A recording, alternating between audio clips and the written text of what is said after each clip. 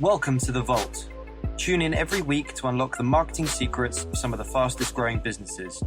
You'll hear practical tips, strategies, and case studies that will help you build incredible marketing campaigns for your business. And now, here's your host, Stacey Keogh.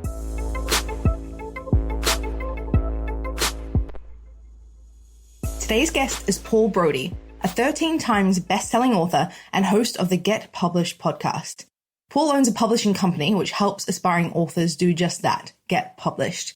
He talks to us about how to use a book as the foundation of your business to build authority and grow your business. He gives us some absolutely awesome insight into the book writing process and a strategy to get your book to #1 bestseller. Are you ready for this? Let's unlock the marketing vault and listen to Paul Brodie's top publishing advice.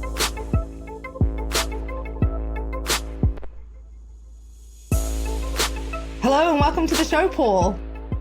Hello, Stacey. How you doing? Yeah, I'm really well, thanks. How's your day going? Not too bad. Not too bad. I'm really excited to have you on the show here, and I thought you could start off by telling both myself and the audience a little bit about yourself, your background, how you got started, how you got into doing what you do. It's funny. Life takes you in funny directions. So about 7 years ago, I was basically a mess health-wise. Very bad health. I was 340 pounds. I was right at that level where I had type 2 diabetes, skyrocketing blood pressure. Life wasn't good. At the time, I was an English as a second language teacher, and health was a mess. And I went to go see my doctor, and he made things very clear. And that was, if I didn't get my act together, I would be dead in 5 years. And that was one of the biggest wake-up calls I feel I've ever received. So what happened during the next 6 months is that I lost 60 pounds, got my health together, and got to the point where I could really get focused and clear on where I wanted to go in the future. So over the next few years, I kept teaching, but I had this idea for this book that was stuck in my head. And that book was stuck there for 4 years until 2015. I was on a flight to Las Vegas, and I had this epiphany where I thought, you know what? I'm not at the perfect place where I want to be, but it doesn't mean I can't share this journey. And I think it's one of the biggest challenges of people that want to write their books is that they feel that everything has to be perfect. Well, as we know, nothing ever is perfect in life. So after having that epiphany in Vegas on that flight, the next morning I'm at the Mirage Hotel and Casino. So I got out my iPhone and created in the outline to my first book, Eat Less and Move More. I got everything out there. I was just completely fired up and stoked and ready to go. Wow. A week later, I wrote 20,000 words and got the book done. And then I'm thinking, okay, I have this manuscript. Everything's done. Now what? So over the month of July, I spent hundreds of hours learning every single thing I could about book publishing. Had to find a book cover designer, had to find a formatter, an amazing editor, and I was very lucky I found all three of those things. And then I had to learn about all this fun thing called marketing, which I know you're an expert at. You know how fun that is talking about marketing. So basically, long story short, created a system, got the book out there in August, and it became a #1 bestseller. And the funny thing happened with that is that I wanted to take that book to share the story, but I also wanted to help motivate people and just tell them, hey, done is better than perfect. That things are never going to be perfect in life. And I really wanted to share the struggle. And with my second book, what I wanted to do was start to build my speaking business a little bit more, because the great thing when you want to build a business, you got to have that book to build your authority. So came up with a second book, became a bestseller. Then my third book, which is also based on public speaking, it also became a bestseller. And then this funny thing happened. This is something I never expected. And that is I had different authors come up to me. I had readers approach me and go, hey, can you show us how we can get published? Now, this is something I never thought about. I basically started the books to share my story and to also build my public speaking business. So I was thinking, okay, yeah, I can definitely help. The teacher in me clicked in. And then over the next year and a half, I started coaching people one-on-one until it got to the point where I created a group coaching program and expanded our services for done-for-you publishing. And it grew to the point where I could actually leave my job as a teacher. At that point, I was teaching special needs. I was in my 9th year. And I just kept going back and forward going, okay, am I ready to take this plunge? Because as you know, running your own business, it's always a very scary thought. But I made the move, and it's been about 15 months ever since. And I'm sure, as you know, it's the best decision you can ever make is running your own business. It's scary, very stressful at times, but there's no better freedom than working for yourself. And I love the commute. I went from commuting an hour a day roughly to 10 seconds a day from my living room to my home office where I'm talking to you right now. Yeah, amazing.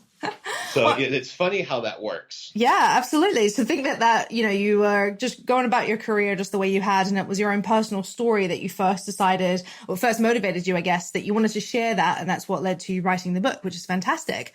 And obviously, if we skip forward a little bit, you've now had 13 books published, I believe. Was that right?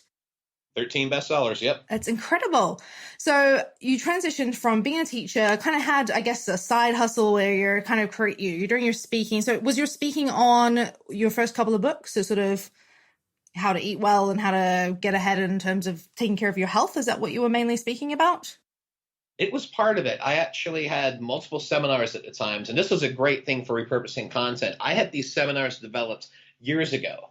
And the nice thing is I was able to take that content, repurpose it, and then elaborate on those points even more. So I had books like Motivation 101, Positivity Attracts, Just Do It, The Pursuit of Happiness, Champion, PMA, Positive Mental Attitude. And I was able to take all of those seminars and put them into books. And it was basically talking about the story, about being a mess health-wise. And basically, these are the things that you can do to overcome that, and also fighting depression. One thing in the seminars and the books, I'm very open because I really do feel as an author, you need to share your soul with your readers. So I talk about fighting depression, and I talked about, pretty rough upbringing, because I always talk about baggage, because we all have it.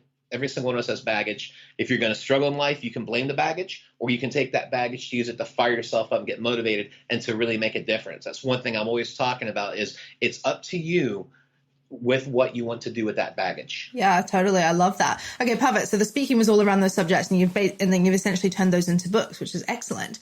So tell me, I guess I'll touch on what you've just mentioned there, which is talking about your own personal story.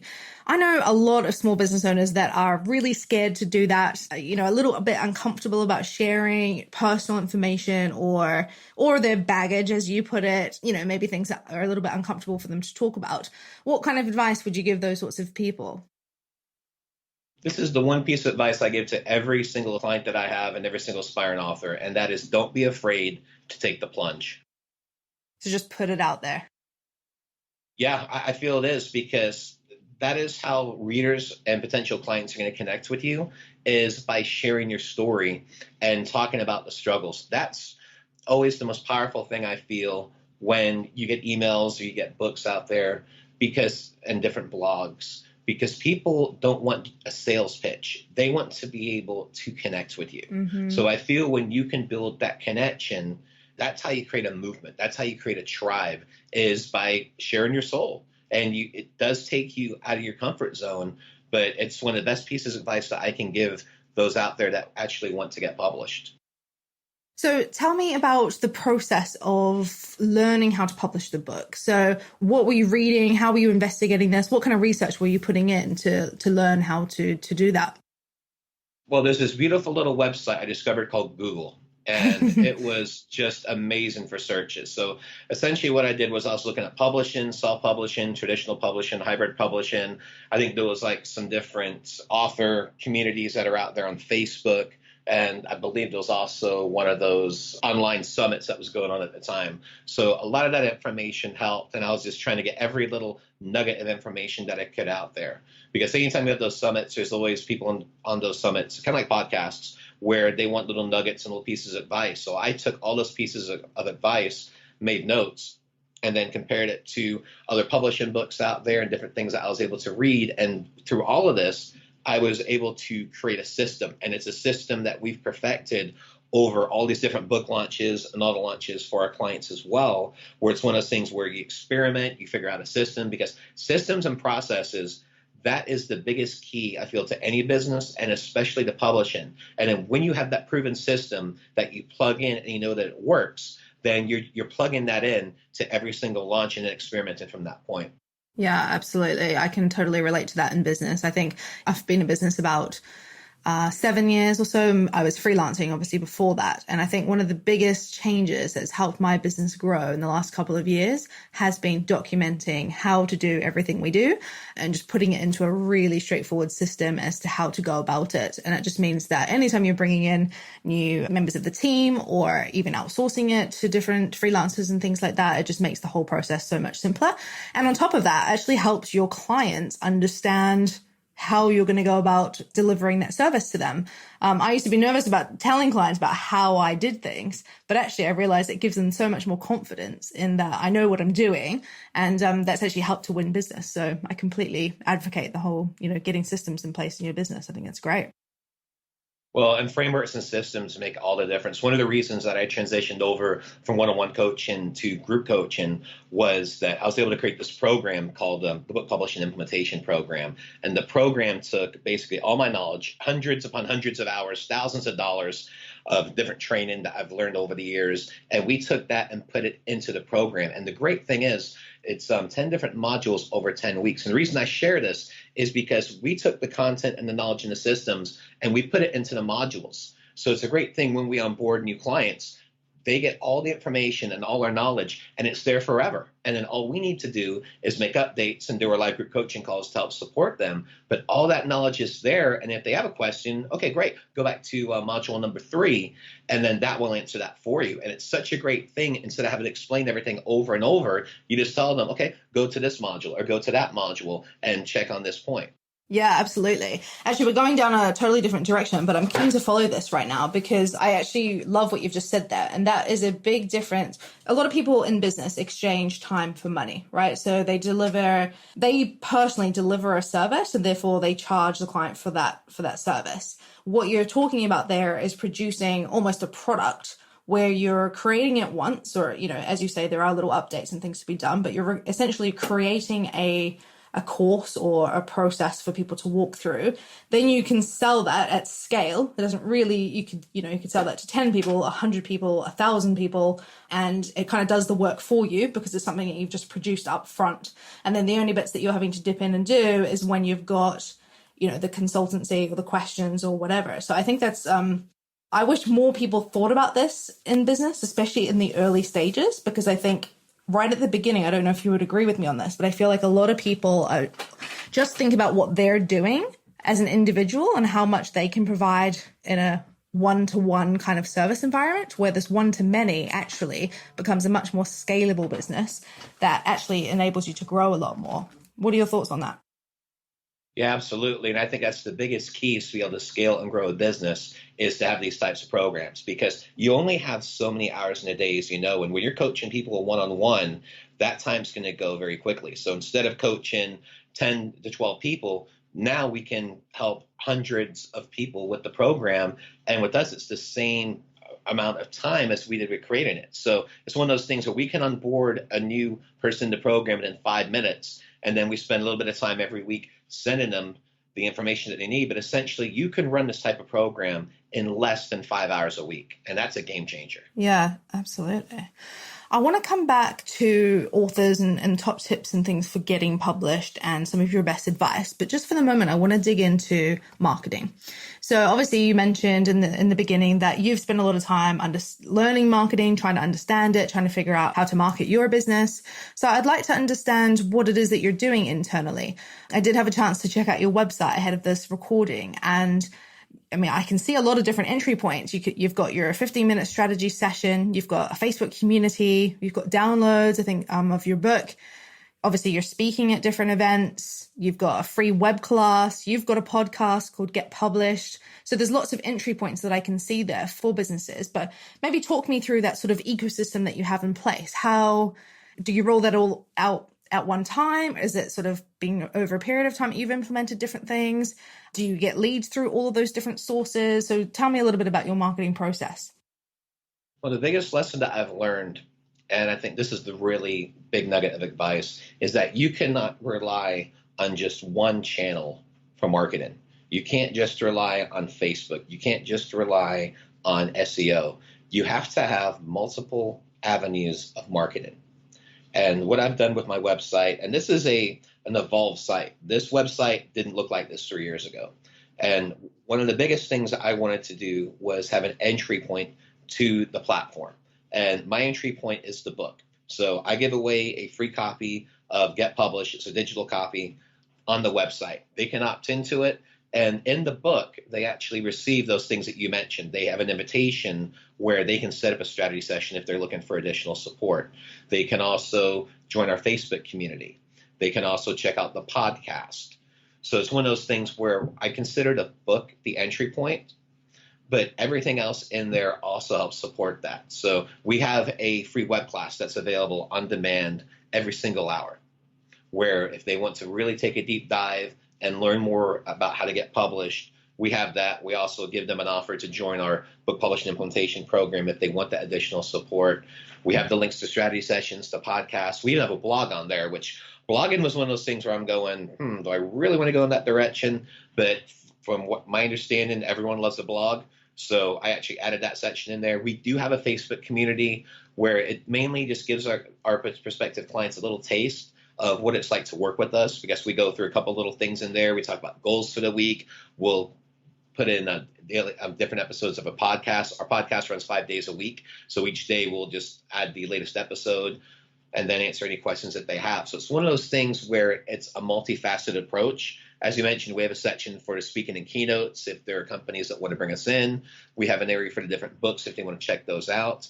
So it's one of those things where we want to offer as many things that are going to help as possible. So that's the main thing with the website. We want to look professional. We wanted to also talk about different ways that we can help. So one of the things we have in there is stats, where we talk about how many digital book downloads we've had, how many bestsellers, actionable tips, case studies. We add testimonials, where it actually shows, okay, these are all the people that we've helped.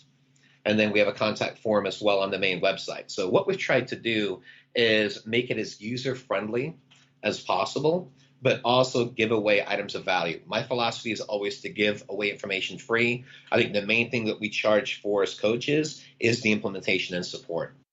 I like that. When I was looking at it, I just thought it was incredible because as a marketer myself, like one thing I'm always looking at is how to nurture a lead, right? So a prospect. So you've got prospects that are approaching your business. Obviously, in your case, it's coming through, people that have read your book, that then sort of checking out your website, and then they just have this multifaceted route to getting more information, whether it is in a written form through your blog, whether it's through taking action, for example, by jumping into your Facebook community or doing the class. You've obviously got an audio version, which is the podcast. There's just, no matter how somebody likes to learn, there's something there for them to actually use that's going to help them on that book writing journey. So, and it really is just about nurturing them, right? So just because they've read your book, it doesn't necessarily mean that they're ready to hire you as a publisher. However, by you continuing that relationship, whether it's through the community, through the podcast, through the blog content that you're producing, there's a way for them to stay connected to you before they're actually ready to make that decision to hire you as a business. So it makes total sense to me. I just was super impressed to see that. That was great. Well, and the other thing we have on there too is having that video too. So when you go to the site, you have a welcome video where they can actually hear me talking. It's a very brief video. It's like 45 seconds. We had it professionally done. One of my strategic partners does video, so he did a great job with the video production. So was one of those things where it didn't just look like a video from an iPhone, where it was professionally done. So I definitely feel that on a website for your videos, at minimum for those specific videos, they need to be as professional as possible. So I really do feel that helps, where you have people come on there, they check it out. And typically, I looked at the Google Analytics, and people stay on the site for several minutes. And that's a nice thing to know, where it shows the video really helps with that engagement part of it, and also having those additional resources on top and just giving away that value. That's one of the biggest things that I'd like to emphasize in regards to marketing is don't be afraid to give away your information, because people will want to work with you. It's just you can't be afraid to give as much as you can, because I'm a really big believer in karma. I feel if you give, it's always going to come back in a good way. Yeah, absolutely. And people want that experience first before they make a purchase decision. Making an investment like that in publishing a book, it's not hugely expensive, but it is an investment. It's an investment of their money, but also their time to produce something like that. So I think being able to nurture them over that period of time, get them to know you, to like you, to trust you is just a smart move, really, when it comes to running a marketing pipeline. So it looked really good. I'd really like to know about anything marketing wise that you feel wasn't a good investment, or things that haven't really worked out the way that you'd hoped. I know that you just mentioned there for a second you weren't super excited about launching the blog, but obviously you have chosen to go ahead and do that. Anything marketing wise that hasn't worked for you, or that that you haven't implemented for a specific reason? Yes, one thing that I learned the hard way, and I'm talking over 5 figures on this, Facebook advertising. I put all my eggs in one basket, hired an agency, and I was out 5 figures within a month and a half. Wow. So yeah, that was one of the biggest lessons, where I always heard the advice, focus on one area for your marketing, one channel. And that is one thing that I will respectfully disagree with. I feel that you have to have as many different channels as possible for your marketing, having that SEO, having the books, where you have this website where you give all this information, you bring in the traffic that way. Having the podcast has been a great help too, with reaching out to prospective guests. I mean, in full disclosure, Stacey, you were on the show a couple of weeks ago, and we had a great time, and then we're able to be on your show as well. So it's one of those things where you're utilizing all these different channels to connect. So the biggest advice that I can give is do not focus on one channel, and always be careful in regards to hiring agencies or different people. I mean, don't get me wrong, there's a lot of good ones out there. Mine did a great job, but it's such a significant investment.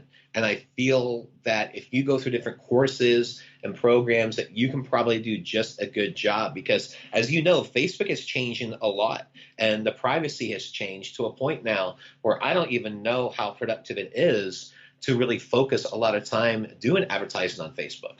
It's interesting that you feel that way. I'm still a huge fan of Facebook advertising. I think in terms of targeting, if you get the targeting right, I think it's fantastic. One thing I totally agree with you in the sense of having multiple streams of inbound leads. I think you can't solely focus on one platform. I would never advise a client just to do Facebook or just to do Google ads or whatever. But I think it's really about building out that ecosystem of free content, really.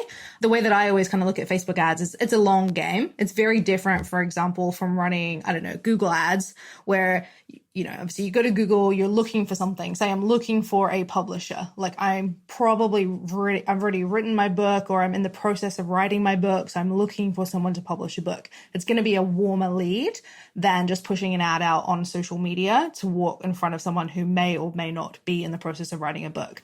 So it's a different type of lead generation, I guess, and it's a longer line. So I think in terms of pushing out, marketing with Facebook and saying, here's our publishing service, this is what we do, it might be more along the lines of, hey, download the book, or here's, a free webinar, or here's, you're basically bringing them into the funnel rather than like a straight sell. But yeah, I think the best piece of advice you've given there really is just making sure that you, one, learn it yourself. I think that is a really good piece of advice. I find as an agency owner, a lot of people approach us and just, I know nothing about marketing. I just know I need to do it. So help us, which, okay, it's great for me as an agency owner. That's awesome. I can kind of take control of a campaign and put my spin on it and take a lot of control. However, the flip side to that is if nobody understands marketing in general, how it works, how it performs, the type of targeting that needs to be done, the type of content that needs to be produced to get a result, that's dangerous grounds. So I really like that you've said there that people should do their own research, because I think you need to be self-educated. You need to know how to do it yourself so that you can manage an agency. I think that's a really, really important point. Well, and the other thing is that one area that we didn't do last year, and I feel this was a mistake as well, and you learn from your mistakes. That's the great thing. Yeah, absolutely. One of the things is we are going to go back into Facebook, but what we're going to do instead is we have the pixel everywhere, all our landing pages, website. And what I want to do is focus more on retargeting versus getting that initial traffic in. So anyone that visits our website or takes advantage of one of our downloads, that I do want to focus on that aspect of it and focusing on the retargeting. And that is something that I do definitely recommend, because that's an area that I want to go in as well. And I'm sure you have some great knowledge as well with that in regards to that area. Super smart, yeah. Because as soon as someone's read your book and then they visit your website and they've watched that video and they've started to engage with your business, then obviously, you've got your pixel there picking it up. You retarget them again on Facebook. You at least know they're interested in what you do. So I think retargeting by that sort of method is just, that's a great strategy to follow for sure. So Paul, I have been interviewing quite a few people for this podcast, and I came to the realization the other day that every single entrepreneur or business owner that I've interviewed has written a book. So I actually found that really fascinating. And I know that you and I were speaking a couple of weeks ago about this because obviously I'm in the process of getting my book published. But I thought that was just really fascinating. So I guess what I want to get your advice on or your insight into is, what kind of thing does a book do for you as a business owner or as an entrepreneur or someone that's willing to spread the word? Because from what I can see from the successful businesses that I've been interviewing, it seems to be a really, really big part of raising their profile and generating results for their businesses. What's your insight on that? The main thing about the book is it is the foundation for what I refer to as your platform.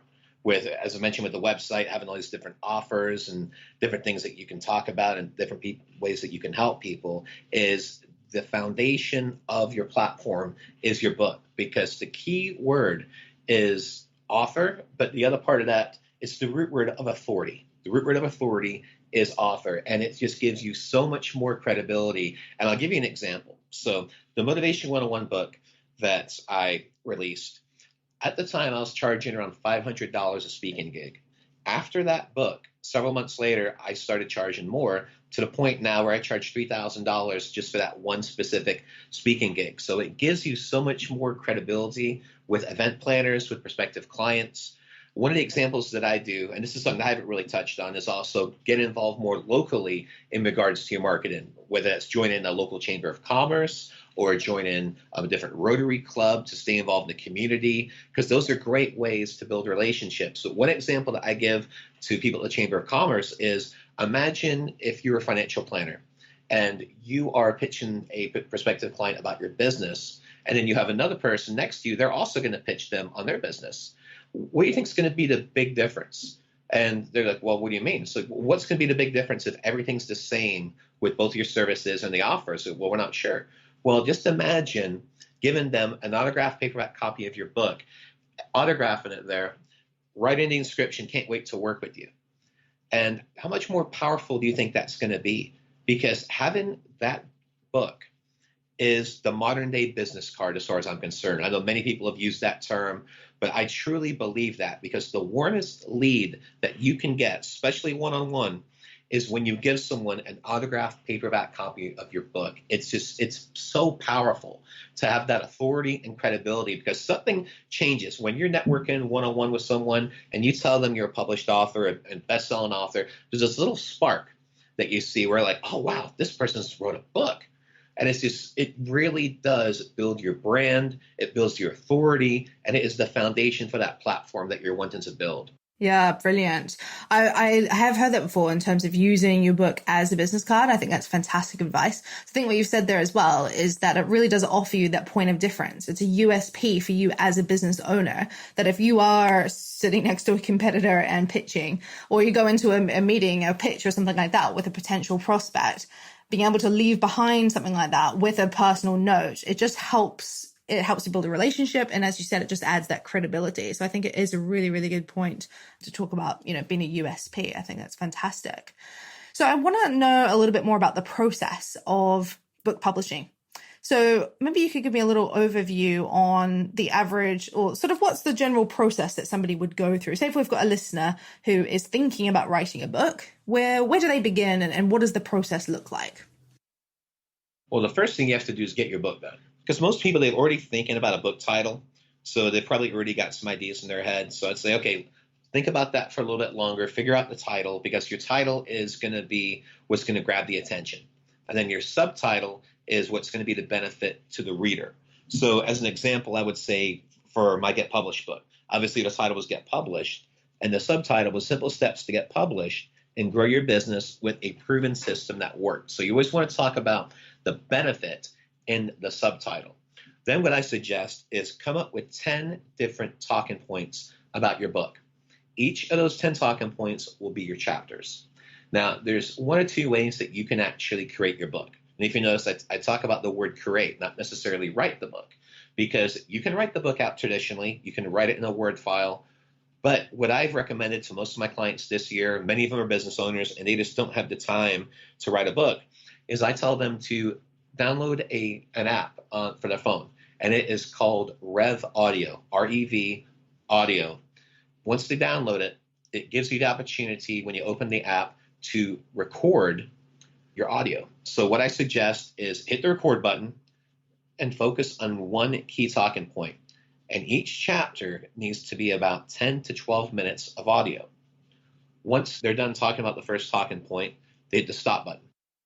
On the lower, I believe it's the lower left side, if I'm not mistaken, there is a transcribe button that you can press.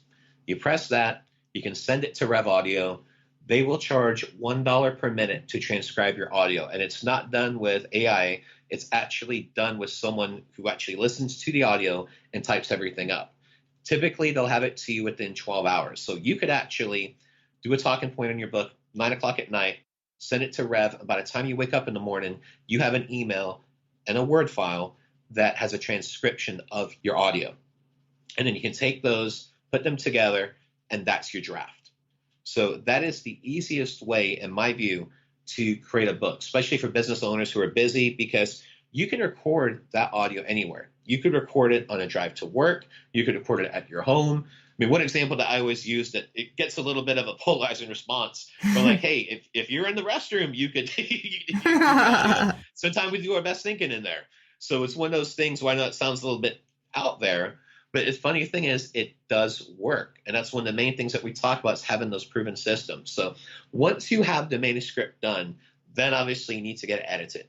Now, one thing I will always say is do not edit it yourself. If you want to go through and make a couple improvements, that's fine. But what I recommend is when that draft is done, find an editor, send it to them, and let them clean it up for you. And then once they send it back to you, from that point, you need to find a book formatter, someone who can format the book for the Kindle version and the paperback version. During that time, you also want to find a good book cover designer. And think about what you want to have on that cover, because it needs to be something that's going to get the attention of the reader. You need to have a bold title. You need to have a very clear subtitle.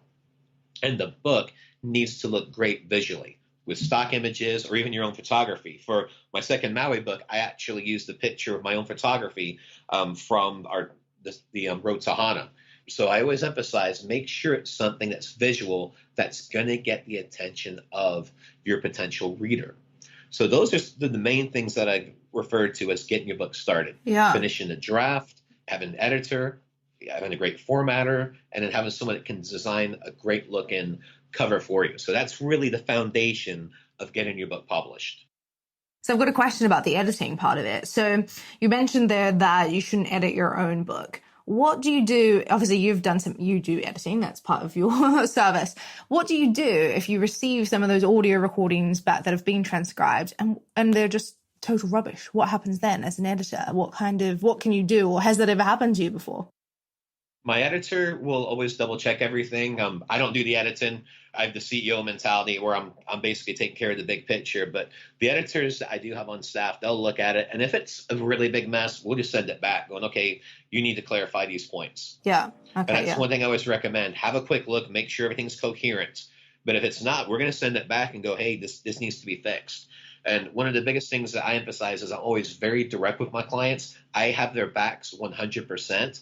But I will always be direct and I'll always be very clear. I'm one of these people that, if there's something that needs improved with the book, I'm not afraid to say it because I have the client's best interest at hand.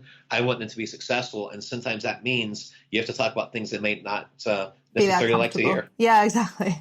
I think that's a lot of people's fear, isn't it? Is my book even worth reading? Is it interesting? Does it even make sense? I imagine that's a big issue for perhaps a lot of authors, whether they're business owners or not. So it's interesting to hear you say that. That's good. Okay, so what happens once we've done all that? We've written the book, we've had it edited, we've had it formatted, we've done, decided on the cover, and then we go, let's pretend it's being published at this point. What do we do in terms of our marketing strategy? So how to amplify, how to get as much coverage as possible to leverage that book. What are some of your top tips? One of the best things is if you like the PR releases and those type of things, great. Press releases are awesome. But I'm going to be very direct about this. For the most part, a lot of those are vanity because it's one of those things where, oh, yes, I have a press release. Yay. And from a lot of the time, especially if you go to a traditional publisher, that might be as far as they help you. But when you're going this route, and this is one of the biggest things to know, is even with that traditional publisher, they expect you to do a lot of the marketing. So if you go traditional, hybrid, vanity, self-published, it doesn't matter. You're going to have to do a lot of marketing yourself. And there's different ways that you can do that. You can utilize your social media if you have a large platform. You can do blog posts. But what I recommend is if you are looking for the results, then you need to go down the route of paid advertising. Now, I'm not referring to Facebook advertising for book launches. What I'm referring to is actually discovering different book promotion sites that are out there, and there's many different ones.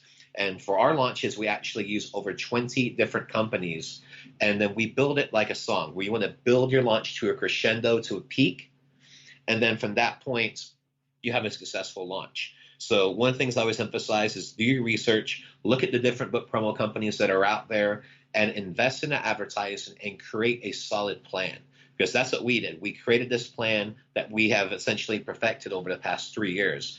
And that right there is your main tip for marketing. It's not necessarily about the PR releases. It's not about, I would say Facebook advertising would be good if you're using it to give away the book and then to promote the back end. But in regards to an actual launch, I would recommend utilizing different book promo companies. And so those book promo companies, what sort of things do they do to get you the reach or the coverage? The most powerful is the fact that they have huge email lists. Some of these guys have 100,000, some have 200,000.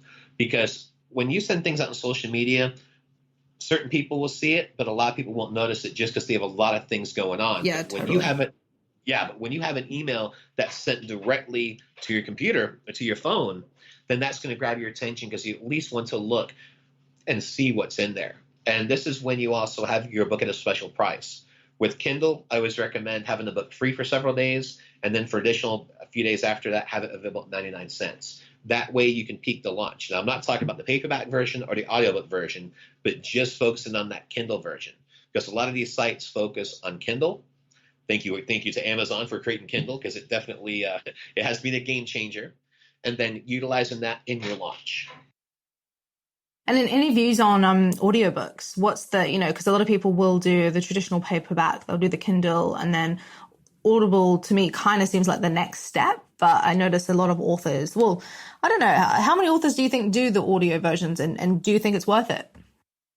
Well, you're talking to someone who's had 13 books and has created 12 of his own audiobooks. So okay. In terms of my view on it, if you have the time, it's great. I will say this. On your first launch, I do not recommend that you actually create your own version of the audiobook where you record it. What you can do with Audible is do what's called a royalty share agreement. And with that agreement, they will actually have people that are associated with Audible, they will actually audition to narrate your book. I know when I did it for Eat Less and Move More, I think I had like 10 to 12 people that auditioned over like 2 to 3 days. And I found one guy who was a good fit, so I hired him. He basically did the entire narration, had it up and running on Audible within 4 days. The good part about that is you're not spending any money up front. The drawback is that instead of getting 40% of the royalties, you're going to get 20% because that narrator is also going to get 20% of your royalties. That's why they're always so eager to do it, because for them, they're spending maybe 8 to 10 hours of doing it, but they're going to get 20% for essentially ever. So that is one thing that I recommend, because you're already going to be making a profit after your first sale. Gotcha. So why do you say don't record your own one first time around for your first book? Why do you think that's important? Well, it's just too overwhelming. There are so many things that you have to learn about publishing that if you're going to set up the whole audio, it's just a whole different beast in itself. And I'll give you an example. Creating an audiobook is very similar to creating your own podcast. So it's one of those things where it's great, but there's a lot of things that can go wrong the first time that you do it. And there's a lot of different things to learn with that process. So I always recommend for your first launch, don't worry about the audiobook, potentially do a royalty share agreement with Audible. But for your next book, when you've got more of a feel for it, you get more used to the process. With publishing, it's very much like riding a bike. Once you start the process, you get used to it. It becomes quicker. It becomes less intimidating. Because on your very first book, you have so many different things that you're going to think about. In my view, it's just way too intimidating for you. Too overwhelming. Yeah. Would there be any negative to waiting a few months? So if, for example, you launched your book and it was published, the paperback and the Kindle versions were out, waiting 3 months or 6 months before releasing an audiobook, is that a strategy that should be considered, or is there a downside to that, to releasing it later on? Yeah, you can certainly do it. The downside is you're going to get the chunk of your sales in the first 30 days. So that's why I always recommend you want to have 3 different formats out there. One of the biggest mistakes I made on my first launch was that I only had the Kindle version. And then about 2 months later, I created the paperback version, and then I had the audiobook version done at that point. So that was one of the biggest lessons that I learned, was that on the front end, which is your front end sales for your Kindle, for your paperback, and for your audiobook, you want to have as many formats available, because your book's getting exposure all over the place, especially if you're utilizing these book promo sites. So you want to have different options, because not everyone likes Kindle, not everyone likes paperback, and not everyone likes audiobook. But between those 3, it's just like we talked about on my website, where we have all these different ways that you can learn more about our services, whether that's through audio, visual, through text. It's the same concept with your book. My final question I guess, is still around promotions, and whether you have any advice for our listeners about launch parties or, book launches, in the sense of doing it through bookstores or anything like that. Any information or insights in that sort of area of promotion? Yeah, the main thing is Amazon essentially controls the market right now. They get, and there are different stats out there, anywhere between 85 and 90% now in regards to all the book sales out there, because most of them are online. So one thing I always recommend is focus on the online part of it. However, if you do want to do book signings, I suggest reaching out to different libraries in your area. I would also suggest reaching out to some of the smaller bookstores. Barnes & Noble might be a little bit more challenging, but some of these smaller stores that are out there, Half Price Books, some of those different places, those could be different options that you're looking at. So if you want to do a traditional book signing, you could actually buy books in bulk. Let's say you buy 100 of them from Ingram Spark or through CreateSpace, and that investment for 100 books, probably about $300. But you do a book signing and you sell 100 of them for $10 each and give an autographed paperback copy, well, you just made a $700 profit. I like that a lot. Yeah, loads of good advice there. I'm very motivated to get my book out there and start promoting it. So, Paul, just to kind of wrap up, any final thoughts or pieces of advice that you might want to share with everybody? And then also, how can we get in contact with you? The biggest advice that I can give is don't be afraid to take the plunge. I think one of the biggest challenges we have as authors is imposter syndrome. And I can tell you this, every single person has a story in them. They talk about that stat in the New York Times that's always mentioned, where 81% of people want to write a book, but less than 1% actually do. So I think that's some of the challenge there, is that people just don't know how to do it, or they just don't think that their story is relevant. And I can tell each and every one of you, your story is relevant. Every single person has a story, and I would definitely love to help you with that. On my website, you can go to getpublishedsystem.com. And then we also do offer a free strategy session. It's not a pitch fest. I essentially ask one question, and that is, how can I help you about your book? And that's it. And if we can help you, great. And if we can't, then I can at least give you some resources that will help you in your journey. That's awesome. Thank you so much, Paul. I've really appreciated having you on the show, and you've given us such great insight into the publishing process. I'll make sure that we link to all of your website and your social media sites in our show notes. So thanks very much for being here. Thanks, Stacey. It's been a pleasure. Paul had some awesome advice there in that episode. I hope you really enjoyed listening to that. Here are my top 3 attention grabbers from this episode. Attention grabber number 1. Use your book as a business card. We've all heard this before, but how powerful is it to be able to give a potential prospect or customer a copy of your book, a signed copy of your book? It absolutely gives you an incredible USP, unique selling point for your business. I thought that was awesome advice. Attention grabber number 2. Use Rev Audio. recording your top 10 talking points on audio and then sending it off to Rev to be able to transcribe at $1 a minute, I think is just genius. To have that 12-hour turnaround must save you so much time. I only wish I'd thought about that when I was writing my books. I thought that was excellent advice. Rev Audio. Attention grabber number 3. Audible. So who knew that they had a royalty share agreement? I definitely didn't. I thought that was fantastic advice, especially as a first-time author, to think that you can essentially produce an audiobook free of charge by outsourcing it and doing that royalty share agreement with Audible, I think is fantastic. Not going to be right for everybody, but for somebody that's just looking to get the audiobook done out there, I thought that was awesome. I'm definitely going to be looking into that myself. So that's it for this episode. Don't forget to visit Paul's website and download his podcast and his book.